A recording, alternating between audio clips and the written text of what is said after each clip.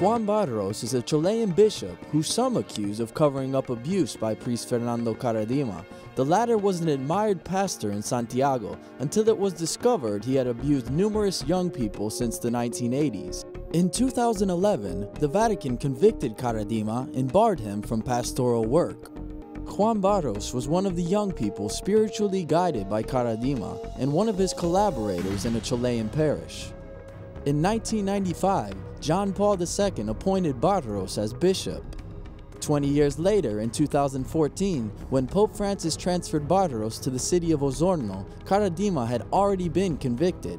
Criticism of Barros then intensified, with groups of lay people and priests receiving him with black balloons in protests.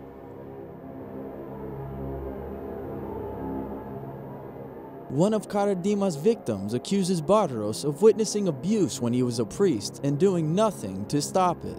In addition, he says when Barros was the Archbishop of Santiago's secretary, he followed Caradima's lead to influence his boss's decisions.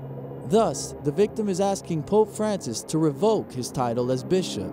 Barros denies all accusations.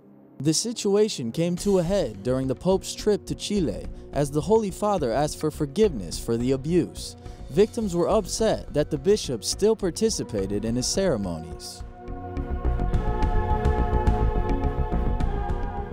Pope Francis assures no evidence confirming the accusations has been presented and is calling for victims to present proof. El día que me traigan una prueba contra el obispo Barros, ahí voy a hablar. No hay una sola prueba en contra, todo es calumnia. Claro. En el caso de Barros se estudió, se reestudió y no hay evidencias. Y eso es lo que quise decir, no tengo evidencias para condenar. Y ahí, si yo condenara sin evidencia o con certeza moral, sin certeza moral, cometería yo un delito de mal juez. Lo mejor que el que cree que es así, aportar las evidencias rápido, ¿no? Si creen que es así honestamente, ¿no?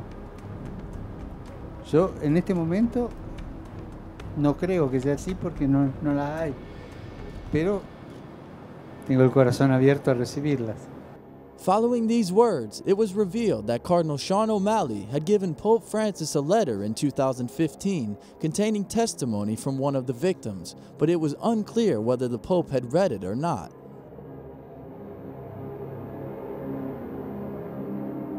To listen to the victims in New York and Chile, the Holy Father has sent his former abuse prosecutor, Maltese Bishop Charles Cicluna, who for years had investigated other cases, like the one that led to Marcial Maciel's conviction.